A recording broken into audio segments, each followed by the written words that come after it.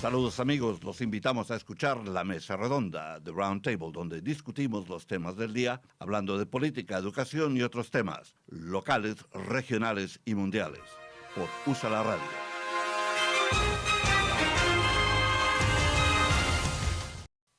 Señores oyentes de USALA Radio, estamos aquí de nuevo con su programa La Mesa Redonda de Roundtable. Nos acompaña hoy Leslie ACOSTA, and Danny Ramos and Schmidt Chatelier controlando la máquina digital. Buenos días a todos. ¿Qué está pasando por todas partes aquí en la ciudad, en el país, por el mundo? Primero que todo, en la ciudad. Ahora hablamos sobre esto. El alcalde está anunciando que van a arreglar las calles, finalmente, porque ya se han perdido un montón de carros en los huecos grandes que tienen ahí. Luego, el presidente Biden se ha ido a Europa a encontrarse con los G7, the big guys, the G7 guys waiting for him to pounce on him. I'm sure he's ready. Mm-hmm. And then Kamala Harris, they asked her why she was not going to the U.S. border. And she says, I have been to the border. And the interviewer, Holt, says, no, you haven't. And she says, yes, I have. He says, no, you haven't. And she says, well, I haven't been to Europe either. So that makes no sense. Anyway, it was a sort of a amusing response, but it doesn't make her sound too, I don't know, prepared. Yeah. So this is what the city is saying to us. Let's begin with that. As part of a repaving and improvement project set for 2022. The city today launched a survey to seek community feedback on redesigned options for Walnut Street from 22nd to 63rd Street and Chestnut Street from 63rd to 34th. In other words, from the train station all the way out to West Philly, 63rd. So you're familiar with the city. These are the streets that have names of trees. Chestnut, walnut, spruce, pine, look, they're all trees, which confuses people from out of town because if they don't know that the streets are not numbered, all of them, then they get confused. Where am I going? Yeah. Well, Fernando, this issue of safety in the streets, repaving sidewalks and streets, this has been an ongoing issue with the city. I think there is a program where, your car takes a beating with all of these potholes, with all of these unsafe streets. Sometimes all this construction coming into Philadelphia, and we can even get into that. There's a massive construction, happening in Philadelphia all over the place, specifically in North Central Philadelphia. We know that West Philly has its issues, but we also have our issues here in the north part of the city. And so part of the safety issues and concerns that the community members and neighbors and groups and stakeholders they have is that the construction exacerbates some of the problems that we have when it comes to these potholes and the beating that your car takes. I'm of the believer that if your car is damaged as a result of all this construction, unsafe streets, and the streets department not filling these potholes and cleaning up these streets and paving the pavements correctly, that you should be compensated if your car gets damaged. And I think there is, at some point, they did have that. I don't know if it's still in place, but it is an issue in the city. And I think part of the issue that exacerbates this issue is the massive construction going on in the city of Philadelphia. Yeah, if that is the case, I will send him the bill for my previous car. I had to get rid of it. The transmission was completely busted. And it cost me a lot of money to replace it. And I had to eventually get rid of it because everything else was wrong with the car. Yeah, but I don't think that your transmission probably had nothing to do with the streets having potholes. I think it's more so if a tire gets busted or something of that nature regarding your car being damaged in terms of your tires, your shocks, stuff of that nature, you get reimbursed. I don't think you'll get reimbursed for your transmission. Hey, wait a minute. Why not? I think you're getting a little too excited there. Why not? Well, I mean, yeah. anyway, but yes, there are gigantic holes. There was one on Second Street near Society Hill. It was huge. They just opened a gap that could swallow a bus, and they had to close the street for like 3 or 4 weeks. Yeah. And now they have a project right now ongoing from east to west.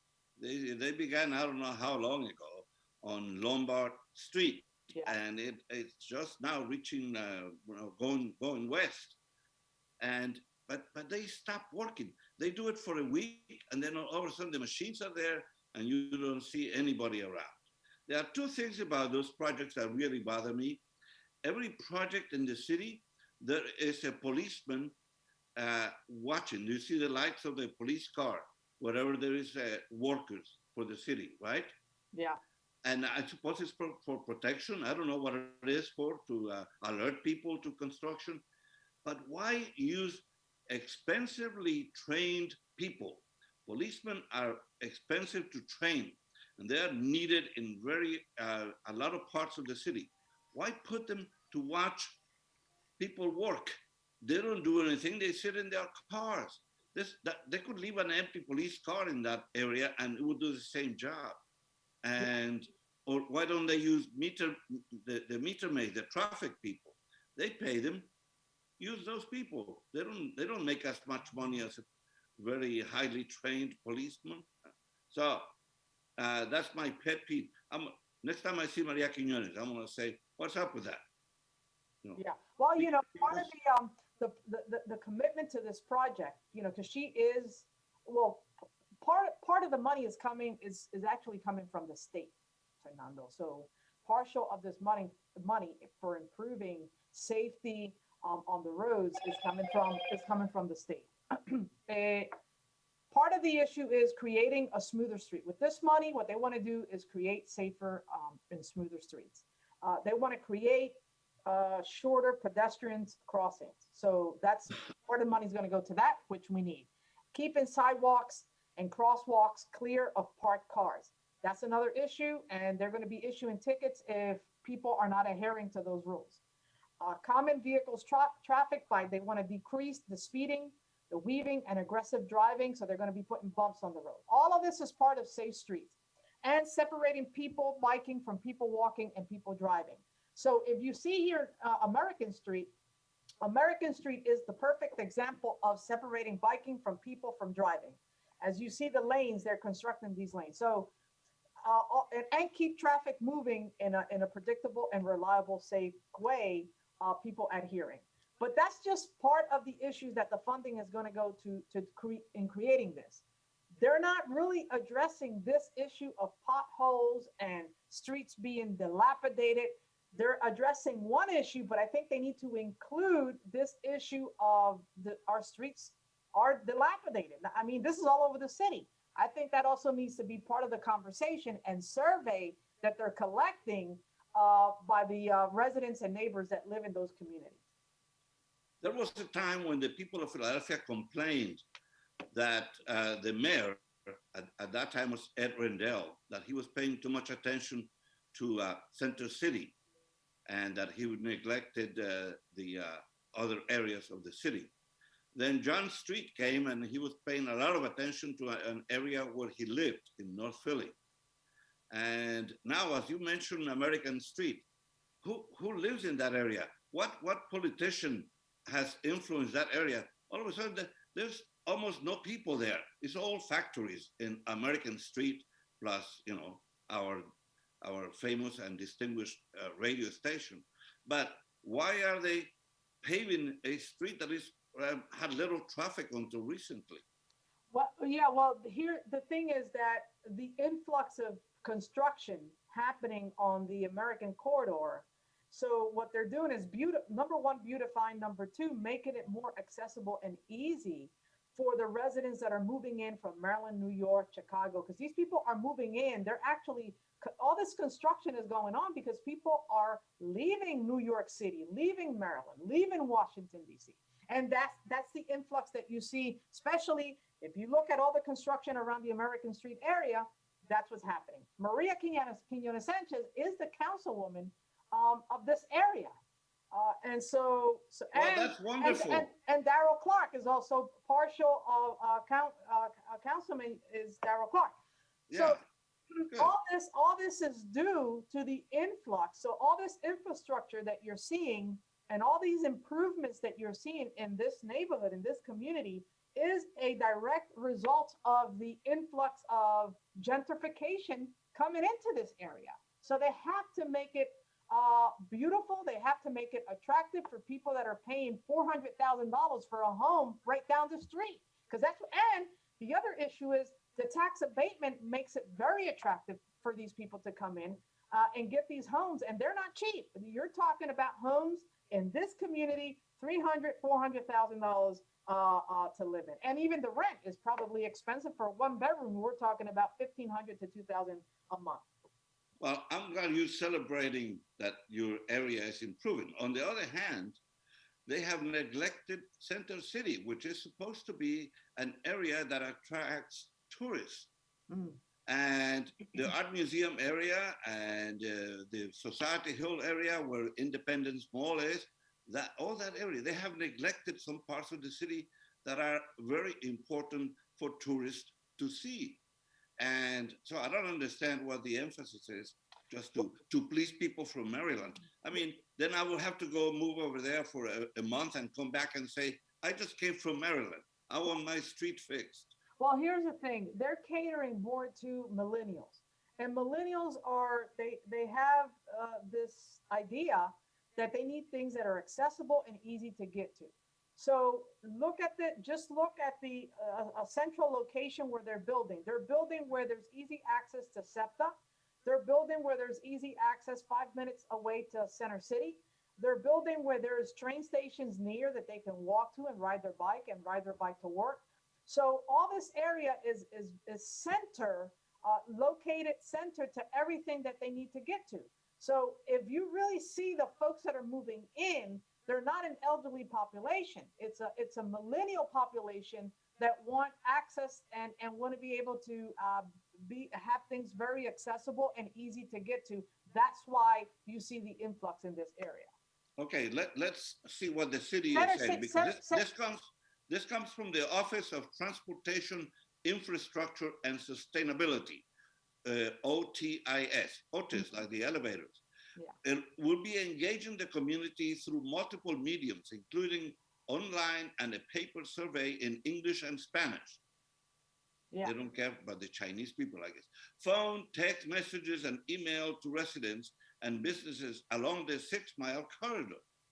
Otis will also host outdoor public open houses on Thursday, June 17, Tuesday, June 29th, and at the Walnut Hill Community Playground and the Laura Sims Skate House.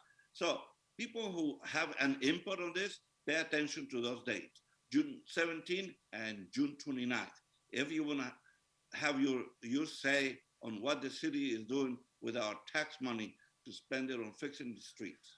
Yeah, but actually, and you're right, people have to pay attention because participation of community members is very important on how these projects are impacted in your community.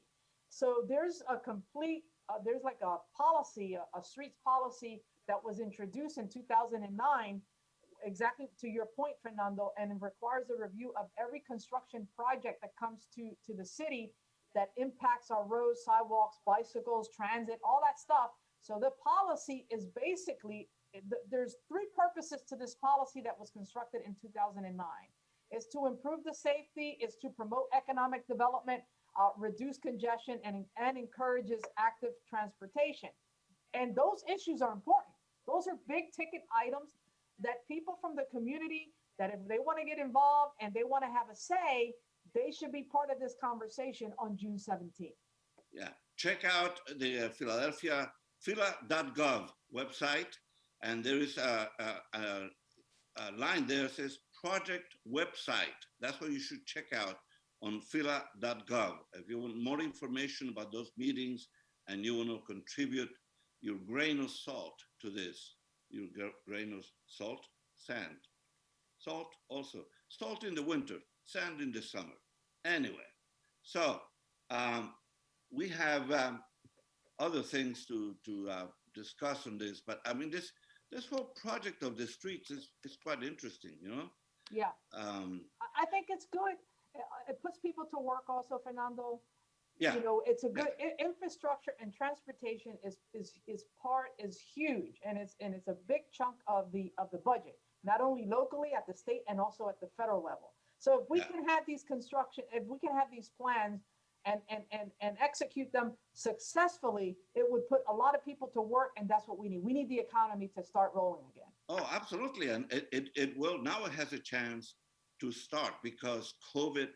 We're doing very well here in Philly with this virus, in the state in general, and the country in general, but the city in particular, we're doing very well. And now, one more announcement about COVID. Philadelphia is partnering with the University of Pennsylvania researchers to offer cash incentives to encourage getting the COVID-19 vaccine. Si usted quiere vacunarse, hay un proyecto de la Universidad de Pensilvania y la ciudad de Filadelfia que están contribuyendo para que usted se vacune. Y el premio incluye $50,000 en pagos. Y usted, si hacerse vacunar como residente, si usted recibió una inyección en diciembre, tiene que conseguir la otra inyección ahora. No se olviden, no es solamente una vez, son 2 veces para las vacunas de Moderna y Pfizer. Hay una que es solamente una vez, ¿no? Que es Johnson & Johnson, es solamente una vacuna.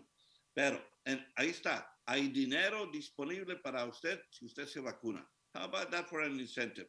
Get a vaccine and get money. As opposed to what they're doing, in California, you get pot and you get a vaccine. Mm-hmm. Yeah, well, that's a good. They're incentivizing people. I think Fernando, 70% of the population has been vaccinated thus far, and they want 100% of the people to be vaccinated. And so this is part of the incentive that they're offering people to kind of get to that mark where they want to get. And they know what they're doing, you know, because they have selected certain zip codes where people are at a disadvantage in terms of the vaccine, for transportation, or because they live too far, etc. But any city resident over 18 years old who has gotten the vaccine is eligible to win the prize. This is a lot of money. It's $400,000 available for the drawings, and so you could win some money just by being a good citizen and getting the vaccine. I think the president has really promoted this vaccination with great success. We may not reach, however, they were hoping to get like 70% of the people by July 4th. And that is, it looks more difficult right now, unless in the next couple of weeks, we get more people to vaccinate quickly. You know, we need you. Hace falta que la gente vaya y se vacune para completar, para llegar tratar de llegar al 70% de gente que se ha vacunado, y eso que llaman aquí immunity, herd immunity, la inmunidad del rebaño. Y como ustedes son todos parte de este rebaño, a ver si nos vacunamos. Bueno, Fernando, parte de eso, del problema de vacunarse es que la gente de nosotros, por naturaleza, especialmente la comunidad latina, no son tan proactivos cuando, when it comes to this getting vaccinated. Le tienen miedo le tienen miedo a todo eso. Entonces, pues, providing that incentive, un incentivo a la gente que se vacune, yo creo que, bueno, la gente se tiene que vacunar. Ok, Leslie, vamos a tomar una breve pausa aquí en USALA Radio de Roundtable, la mesa redonda. Estamos con Leslie ACOSTA, y está Dani Ramos y Schmidt Chatelier controlando la máquina digital. Les habla Fernando Méndez. Regresamos en un momento.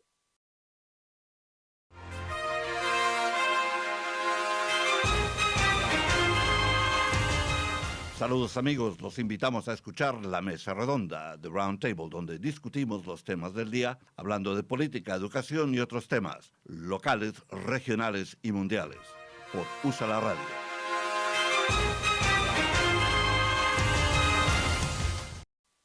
Bueno, estamos aquí de nuevo con su programa, La Mesa Redonda. Estamos con Leslie Acosta hablando sobre varios temas. Hablamos sobre las calles, sobre el COVID, y nos parece que hay buenas noticias sobre el COVID. Ahora, hay un par de cosas que están en los titulares, ¿no? En headlines. Una de ellas es la vicepresidente Kamala Harris, en una entrevista con Lester Holt. Él le preguntó a ella que por qué no había ido a la frontera. Y ella dijo, sí, yo fui a la frontera. Y él dijo, no, usted no fue. Ella insistió en que había ido a la frontera, pero no ha ido. Como vicepresidente, no ha ido. Anteriormente sí, porque ella era una senadora de California. Entonces la frontera no le quedaba muy lejos. En todo caso, luego respondió ella, dijo, pero bueno, tampoco he estado en Europa, que no es la misma cosa, ¿no? No importa que no haya estado en Europa. ¿Por qué no ha ido a la frontera con Estados Unidos? Pero lo que sí hizo ella, estuvo en Guatemala y en México. Y en Guatemala les dijo a los guatemaltecos, no vengan a Estados Unidos. No lleguen a la frontera porque los vamos a devolver, a hacer que se regresen. Que es la política que tenía Barack Obama. Y él fue criticado muy duro por NCLR. Remember Janet Murguía from the National Council of La Raza baptized Obama as the deporter in chief por lo que estaba haciendo con inmigrantes. Ahora resulta que a Biden se le ha formado un problema, precisamente porque con el cambio de gobierno mucha gente en Latinoamérica cree que está la frontera más accesible, es más fácil cruzar, pueden llegar a este país y serán más aceptados. Pero esa no es la verdad. La realidad es que hay una ley que prohíbe que usted venga aquí ilegalmente. Entonces, Biden y Kamala Harris y todo el gobierno está dispuesto a ayudar a inmigrantes, pero quieren que vengan aquí legalmente. You know, Fernando, and I agree with that.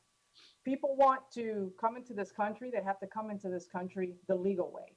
We cannot go into these countries illegally. In fact, we can't stay for more than 6 months when we travel to any foreign country. So there's laws, and those laws have to be respected.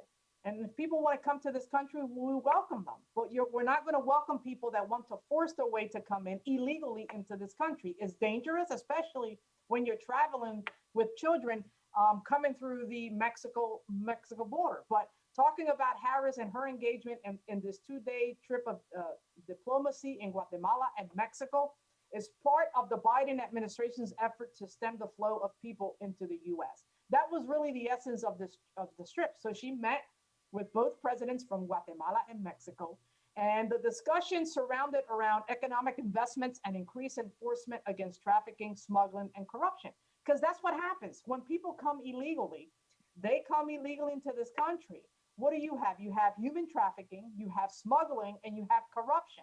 And that is very dangerous, especially for women with children that try to do this. Los coyotes, they take a lot of money, especially in Mexico. When they get to Mexico to transport them from Mexico to the United States, they pay a lot of money. And there's a lot of corruption when it comes to that, because these people are in cahoots with government to get these people across the United States. So I think her trip was well done, was well received, even though she did receive criticism for not visiting the border. But I think she had a justification for it. It was a blunder on her part. Let's see how how she turns that around. But polls suggest, Fernando, that Americans are less favorable toward Biden's approach to immigration than they are toward his policy on the economy and the COVID-19 pandemic. So polls are suggesting this, and so let's see how they move forward on this. I mean, meaning the Biden administration. It is a tricky subject. I could see, even if she went to the border, they will find a way to criticize her. because and they might pick on some really superficial thing to say, she was overdressed to go visit the border. Why is she dressed in such expensive outfit to go see people who have no money and no home and all that? They will criticize her no matter what she did. But the fact is that this is not a political problem. It's not a Republican or a Democratic problem. It's a problem for the United States in general. It's for us. It's for the country that it is a problem. And right now, we need immigration reform. There are certain things that they have to fix. And so these DACA people, the young people who came here hoping to study, and then now they have been working and they have become productive citizens. They should be protected. But now there's a desire to get rid of them too. I don't understand why. These people are productive. Look, I think that the trip to both of these, to Mexico and also to Guatemala, I think it was a statement that Harris wanted to make, or that she was seeking to make clear that her mission was focused on finding a diplomatic solution to the problem at the border. So let's be clear as to what was her role in taking these trips. We can't solve this immigration issue, Fernando, in one day. This trip is not going to resolve this issue at the border. This has been a problem at the border, and immigration has been a topic of conversation for a very long time, going back, but even before the Obama administration. That we can even talk that he probably, which is true, is a fact, that under the Obama administration, a lot of people were returned back to their countries. They were deployed back to their countries. But that's not the conversation that we're having today. The conversation that we're having today, what was the purpose and the role of Harris visiting Guatemala and Mexico? And the mission was very clear. Let's find a diplomatic solution to the problem at the border, because it is a problem. Now, let's talk about reunification. I know that there were about 6,000 kids that were separated from their families. I believe that was the ballpark number that they were stating. They have reunified to date 1,700 families back together. They still got a long way to go, because that was a mess at the border when during the Trump administration. It was just a hot mess. So progress is being made. More progress needs to be made, and we have to give the administration the opportunity to show how they're going to find a diplomatic solution to this immigration problem. Yeah, well, one of the things that will be difficult to do is because there's no bipartisan efforts. It will have to be done by Democrats. The Republicans are not interested in helping Biden solve this problem. That's number one. Now, she mentioned that she's looking for the root causes of this immigration problem. I can tell her, without knowing much science or doing a lot of research, I can tell you what the root cause is. The root cause is poverty. And the last president of the United States who did anything about the poverty in Latin America was John F. Kennedy in 1960. Now, he put real money in Latin America, $20 billion in 1961 money. That is a lot of money to help Latin America. Now, since then, what president has contributed to cure poverty, to help the poor in Latin America? What US president has done anything? Well, look, Fernando, I agree with you to a certain extent, and I'll give you my reasoning behind that. You know, for many years, the United States have provided certain funding to Latin American countries. The problem with this is that in these countries, there's a lot of corruption. There's a lot of manipulation of money, where the money that does flow into these countries that should be going to resources to help people, lift people out of poverty, they use this money to enhance their own selves. It's like the haves and the have-nots. And so let's talk about this meeting with Andres Manuel Lopez Obrador. They announced when Harris went to meet with them, they announced a range of agreements between two governments, including $130 million commitment over the next 3 years for the U.S. to support labor reforms in Mexico and loans to bolster southern Mexico economy. That's fine. That's what we need. But we cannot be using the money that's flowing into these countries to address the poverty issue when you have corrupt governments eating half of the money, and then the money really doesn't flow to the people that really need these services and resources. Well, first of all, to begin with, that is really a poor excuse. There are ways to control the money from this side. As you control the purse, you say, this is what we're going to do for you. Give us a chance to build. Latin America could build schools. They could improve housing. There's a whole neighborhood in Bogota, Colombia, that was named after John F. Kennedy, after he gave them the money to build housing for the middle class. There are schools all over Latin America, from Argentina to Venezuela, that were built with that money. So there is a way to do it, with concrete ways to control how that money is spent, not just simply write a blank check to the government. Yeah, well, I agree. So, yeah, that's not a good excuse that there's corruption. There's corruption right here right here. There is, but there has to be control, like you said, and overseeing of the money that's being that will be funneled to Latin American countries. And I think that we have to be able to put money into these countries so that we can control human trafficking. We can do economic programs addressing why people leave El Salvador, Guatemala, Honduras, and those places. We have to have, a control of where this money is being spent and how this money is helping improve the quality of life of poor people in those countries, so that they can stay in their country and not have the need to leave and migrate to the United States. Yeah, I agree. And there is corruption. There's no question about that. Speaking of corruption, do you see a headline about the FBI, what they did, a global sting operation, that they capture a lot of people, and they capture drugs and money everywhere. This is what the brief paragraph that says, hundreds of suspects have been arrested in a global sting operation after crime networks were tricked into using an app used by police agencies around the world. The encrypted communications platform, known as ANOM, A-N-O-M, has been secretly run by the Federal Bureau of Investigations, Europol, and the Australian Federal Police since 2018. So they got a whole lot of people who were doing drugs, in essence, weapons, drugs, everything. It's a sting operation that captured a lot of people. So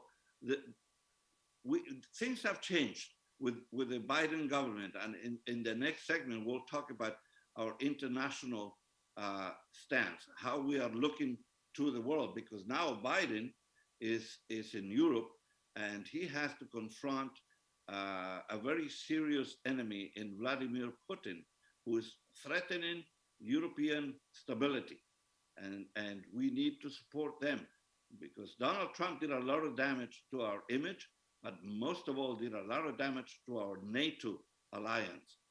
And that has to be remedied. And Biden is on a track to help us get things straight around the world. Well, that leads into the next discussion of the segment of the show. How about if we take a break, and when we come back, we're going to take a break. We'll talk about the GS Summit that Biden is currently en route to.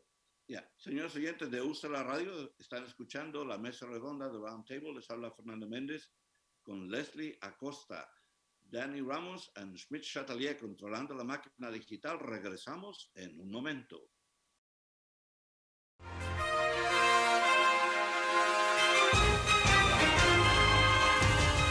Saludos amigos, los invitamos a escuchar la mesa redonda de Roundtable, donde discutimos los temas del día, hablando de política, educación y otros temas, locales, regionales y mundiales, por USALA Radio.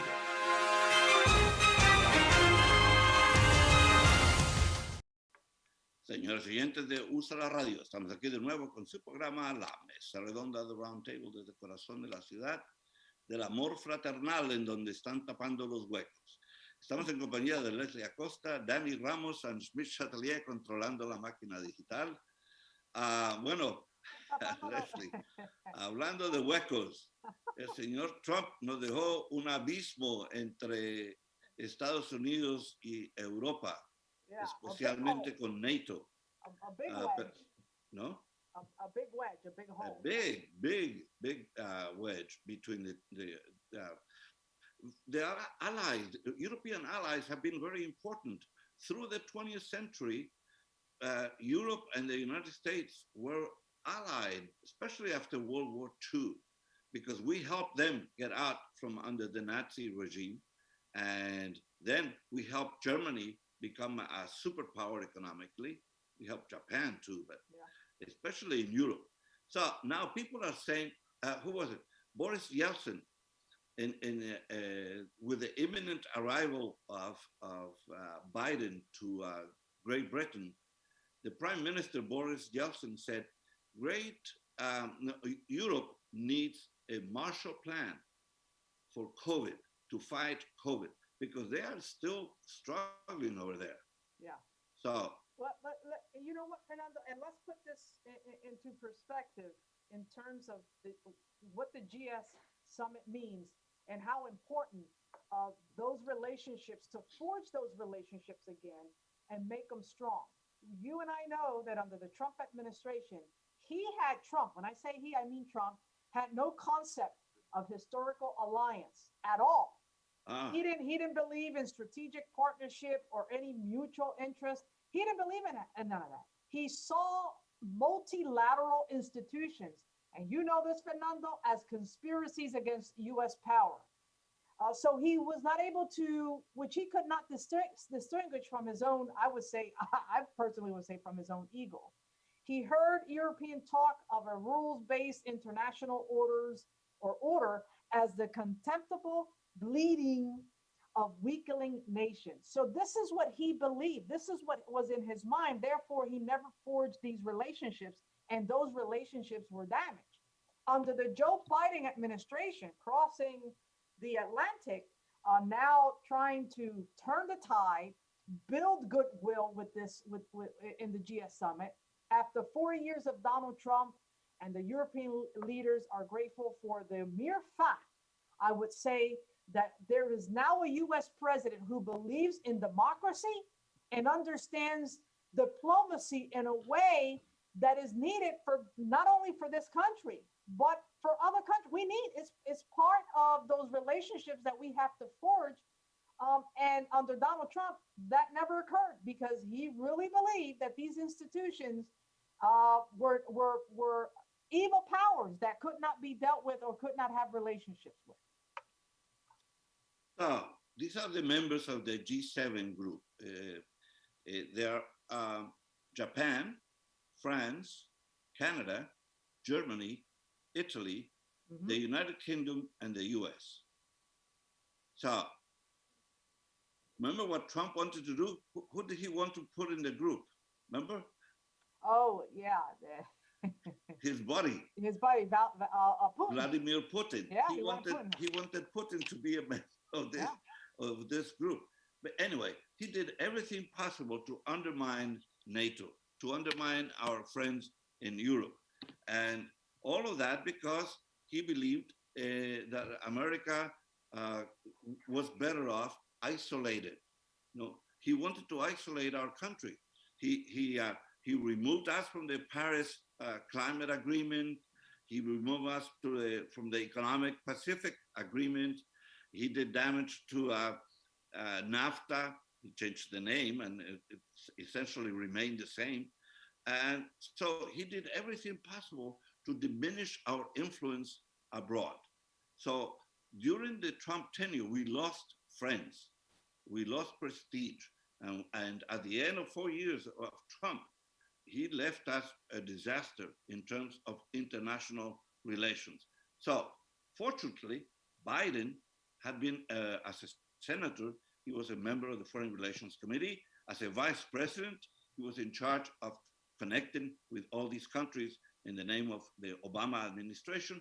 So now he's the man in charge and he has credibility. he has credibility in confronting Vladimir Putin, that Mr. Trump apparently believed Putin and ignored the advice of 17 intelligence agencies about this evil man. Yeah.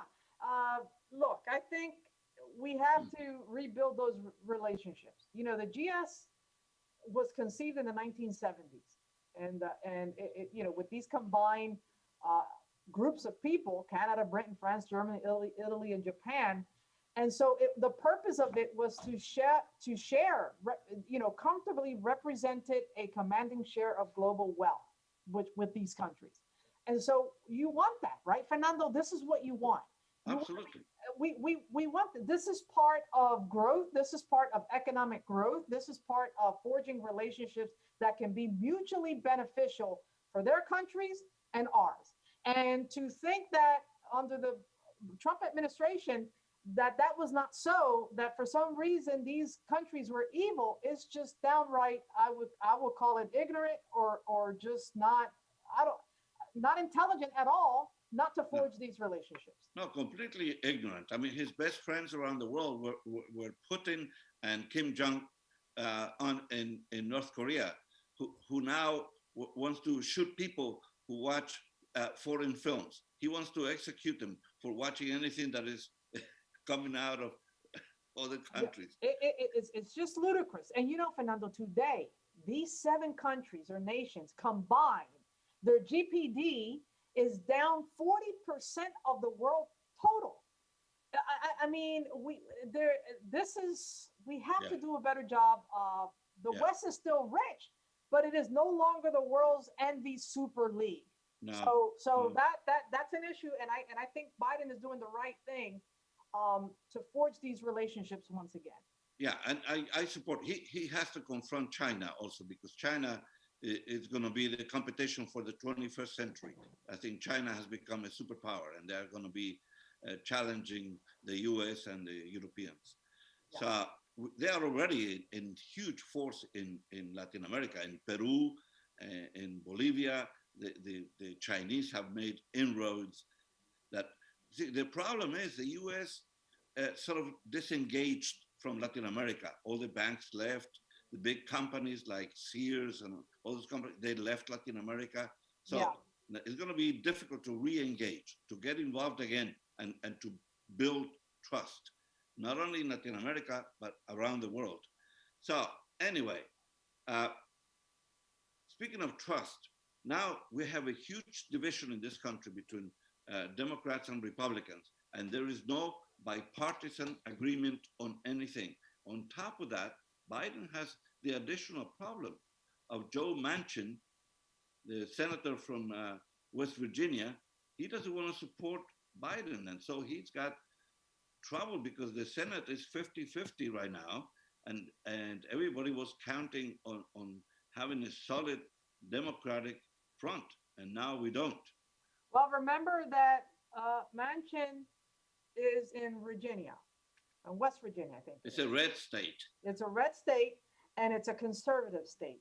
So even though he is a Democrat, he is very conservative in his voting. And if this vote is too progressive for his base, he's not going to go against his base.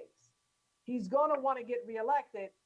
And if he does get a challenger, give this vote to Biden and has a challenger, they're going to criticize him on this vote. So it's a slippery slope when it comes to your voting behavior as a politician. Do you cater to the president and give him his will and yield to his will, or you cater to your constituency who has elected you into office over and over again? So he has to make a decision between those two evils. Is it the people that he represents that he's catering to, or to the politician, or to Biden? And that's a risk that he has to take either way. Because if he alienates himself and he caters to his base and gives his vote to Biden, then there's repercussions for that. There's repercussions in many ways. If you go against the vote of your own party, that means that you won't get funding for your district. That means that resources for your district can be hampered. So it's a tough decision, a position that he's in, and he's going to have to make a decision either way. Either way he goes is going to be a sacrifice and a loss. Either way he takes his vote. Yeah, but right now he's helping Republicans sort of destroy democracy. They don't even want to admit that something happened on January 6th.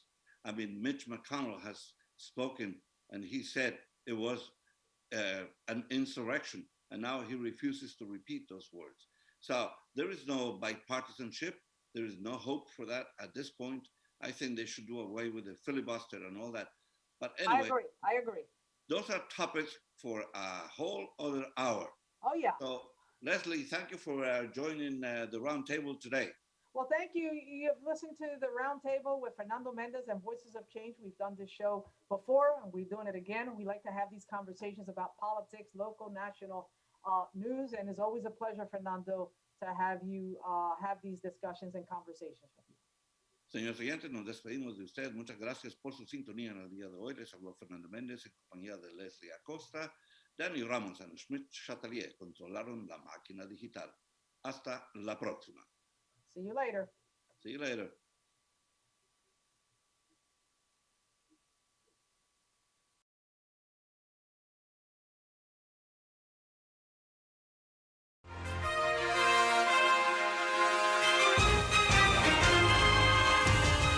Saludos amigos, los invitamos a escuchar La Mesa Redonda, The Roundtable, donde discutimos los temas del día, hablando de política, educación y otros temas, locales, regionales y mundiales, por USALA Radio.